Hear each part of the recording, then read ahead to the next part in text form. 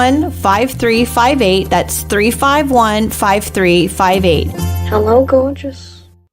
Are you or your loved one being released from a hospital and wondering how you'll manage? Inform your physician that you want to go to Palm Garden of Ocala at 2700 Southwest 34th Street for your rehabilitation. Palm Garden provides pain management, post-discharge follow-up, diabetic care, psychosocial support, and so much more. Plus, they even offer outpatient rehab. This award-winning care facility has a team of licensed professionals dedicated to enhancing your independence. Call 352-854-6262 today. Hi, this is JP from Penn Flooring here in Ocala. I would like to invite you to come in and visit our spacious showroom where we have solutions for every style and budget. From wall-to-wall carpet to hardwood floors and tiles, we have an unsurpassed selection of flooring. At Penn Flooring, we've provided quality customer service with a family touch for over 25 years. Visit our website at pennflooring.com or come by our showroom, 1201 Southwest 17th Street, just over the bridge. Penn Flooring, quality customer service with a family touch. Hey there, Congresswoman Kat Kamak here, your conservative voice in our nation's capital. Whether it's recovering your hard-earned money from the IRS, ensuring our veterans receive the benefits and care they deserve, applying for or renewing a passport, or any variety of other issues, constituent services are my top priority. If we can help you, your family, or your business, please reach out to our team in our Gainesville area office at 352-505-0838. I'm Kat Kamak, and it is my honor to serve you. This ad was paid for with official funds authorized by the House of Representatives. Now you've done it. Have you lost your mind? He's back. And you're listening again. A legend in his own mind. Don't believe me?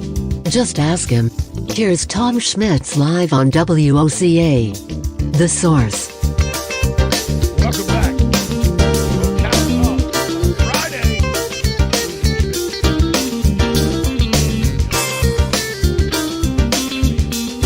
Time for your hearing pleasure, Dumb Crook News. Time for Dumb Crook News here at WOCA. Let's get started right away with Ossining, New York.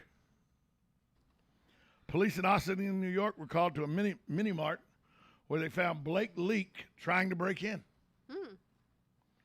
They chased Leak through the streets until both cops took a spill and tumbled over during the chase.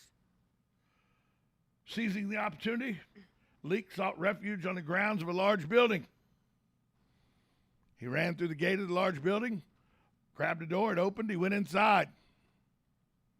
He had run onto the grounds of Sing Sing State Prison. I feel like this is a repeat. No. Like, didn't this just happen 2 weekends ago? Somebody else ran into a jail? He ran into a jail. Thought it was a hotel, remember? Yeah. Thought he was checking into a hotel. He was drunk. Went to the state trooper's barracks and thought he was checking into a hotel. No, this guy run into a state prison. How do you not know the state prison's there? Sing Sing, not a small state prison. No.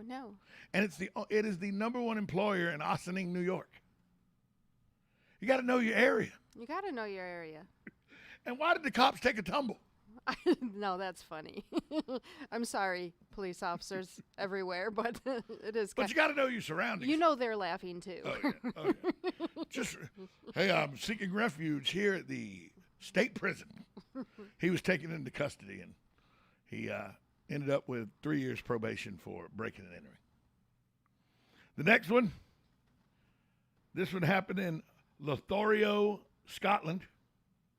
Oh, we're going overseas. Scottish shoplifter Aaron Morrison was picked up after pinching a bottle of vodka from a liquor store. He didn't understand how the cops came right to his house to arrest him for shoplifting. You leave his ID? No. He couldn't figure it out. The cops were like, well, you do remember you asked the clerk out on a date and left your number and your phone number and address. He stole the bottle of vodka after he had asked the girl out who was running the store. Left his name and address with her. Then stole the vodka. She called police, said, I got his name and address. You're not really making a good impression. No. You're not getting that date. You're not getting that date. You're getting a date. You're getting booked. You're getting a date booked. You're dating jail. Hey, you're pretty attractive. You I got a date sometime. Let me leave my name and address. Don't pay attention to what I'm doing in the back of the store now that I'm putting this vodka down my pants. Don't pay attention to that. When you ask a girl on a date, how many times do you give her your address? I know. Isn't that, That's just weird. That's weird. Maybe it's not weird in Scotland. I don't know. I don't know. I lived there for a while. I was there for a while. I was there for 12 weeks. I never knew. I had a couple barmaids that we hung out with after the pubs closed. I'm sure you did. I don't think I ever gave her the address to the hostel we were staying in. Just saying. 2 men walked in, butted in at the line to the coffee shop.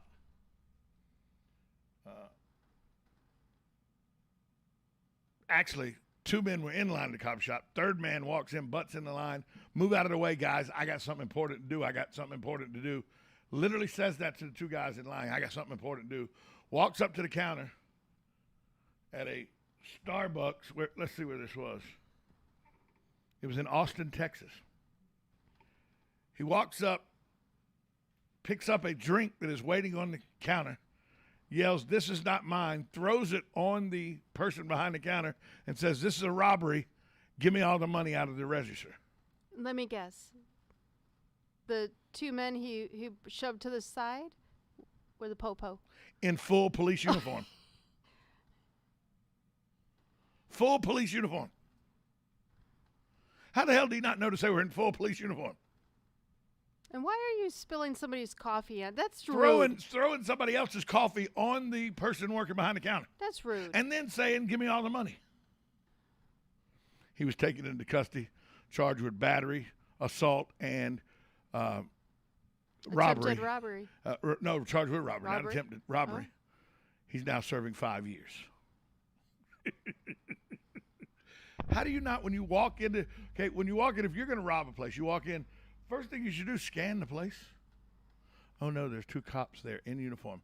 I'll leave. Just turn around and go back out. That's it. He pushed them out of the way, told them, "I got something important to do. Get out of the way." Dumb crook. You know what? I would love to see their expression. Recently, a woman in Fresno, California. This is great. They had a DUI checkpoint. She pulls up to the DUI checkpoint, rolls down the window, drops her license out the window as she's trying to give it a license to it. Cop leans down, gets the license, hands it back to her. He hands it back to her. She goes, "Thank you." He said the smell of alcohol about knocked him to his feet. Knocked him off his feet. He gets her out of the car. She's soused. He goes, "Have you been drinking tonight?" She goes, "Yeah." He goes, "How many drinks you had?" She goes, "Why are you bothering me?" He goes, "Ma'am, you're obviously inebriated. We're going to have you do some things." She goes, "You think I'm inebriated? 3 cars back's my husband. He's a lot drunker than I am." Whole family's going down. My husband's 3 cars back. You think I'm drunk? You ought to see how he's driving. You would never do that. No, well, we Uber. We do Uber. We do Uber. Whenever we drink, we Uber. But you would never throw me under the bus like that, would you? I would not. I would not. Because it's not getting you out of the DUI. It's getting out both of us a DUI. I mean, what's she thinking? She can't hold her license. They want to do field sobriety tests. She don't know what's going on. They say it's because you're drunk. She goes, "You think I'm drunk? My husband 3 cars back. He's really drunk." He's really drunk. That's like Chris Rock when he said, no, Dave Chappelle was the one that said, "You never drive around with an angry black woman. Because if you do and you get pulled up by the cops," she goes, "He got weed. He got weed." She'll throw you right under the bus. That's what this wife did. Throw him right under the bus. "You think I'm drunk? 3 cars back. My husband's much worse than me." This is from Beaver Creek, Ohio. Oh, okay. Ohio. I mean, is there ever a good time to just faint? I don't think so. No, there's never a good time to faint. Yes. No, I'm going to say no. But I'm going to tell you the worst time to faint.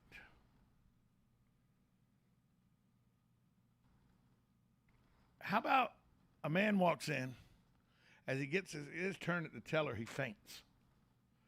The teller rushes around, the manager of the bank comes out, rushes around, brings back his water and everything. He stands back up. They say, "You okay? You need any medical assistance?" "No, I'm good. Thank you. Thank you. I'll just sit here for a moment. I'll collect myself. I'll be fine." He sat for 2 or 3 minutes, got back in line, Gets up to the teller window, hands her a note, says this is a robbery. Put all the money in the bag. Of course, the bank manager had already called 911 to alert EMS that there may have been an issue because liability issues and all. Mm-hmm. So EMS is on the way. In Beaver Creek, Ohio, the police respond to those kind of calls too. So as he's giving the notice that he's robbing the bank, here come the EMS and the police. Yeah, he fainted on his first attempt. You think he would, maybe today's not the right day. Wake up and rally. Wake up and rally. That's what he did. That's what he did. The suspect handed a note to the teller demanding all of her cash. She pointed back behind him. As he turned around, he saw the police. He put his hands up. He was taken to jail. He's now awaiting trial for strong-armed bank robbery. He didn't have a weapon on him. He just had a note, so they called it strong-armed bank robbery. Oh, okay. But he fainted. On the first attempt. Wow. Right as he got to the teller, fainted. There's never a good time to faint, but that's probably the worst time to faint right there. I mean, or if you're like out here at the airport and you're walking towards a plane and you faint and fall into the propeller or something, that's probably not a good time to faint either. That's not a good time. No one likes a tattletale. What do I tell the dogs all the time when I get home and they try to tattle on each other? Nobody likes a tattletale. A good Samaritan noticed an elderly man being robbed. So he jumped in and punched the thief, took the money and the watch back, kicked the thief in the ribs 2 times, got the older gentleman up, sent him on his way, and waited for the police to get there. Do you know how he knew the police were coming?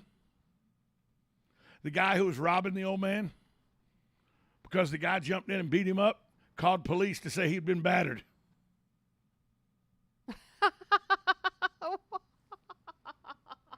Yes, you got that right. The guy who was robbing the elderly man got beat up by a good Samaritan who saved the elderly man from being robbed. The guy that got beat up, who was doing the robbery originally, called 911 to report he had been battered by this good Samaritan. The good Samaritan was actually given a city award. Let me tell you what city it was in. It was in, Little Rock, Arkansas. Oh, that's nice. Little Rock, Arkansas. Home of Bill Clinton. And he was given a commendation 3 weeks after this incident, while the guy who got beat up got 2 to 5 years for robbery. I mean, he called the police. Dude, I was robbing this guy. Some other guy come up, and I think he broke 3 of my ribs and busted a tooth out. You need to get over here and arrest him for battery.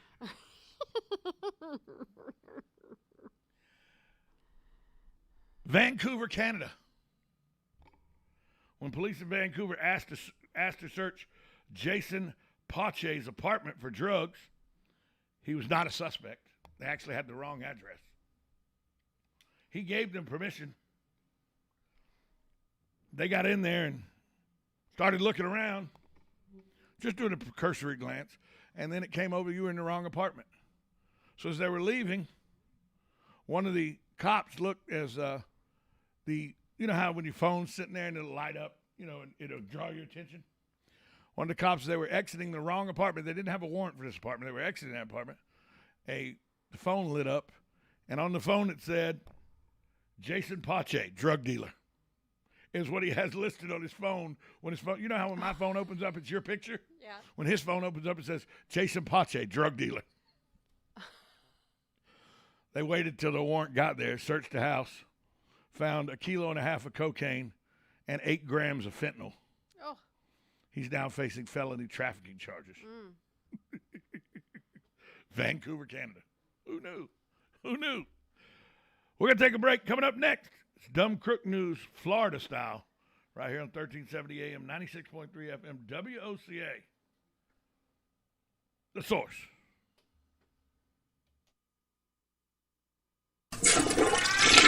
Johnny, what are you doing in the bathroom?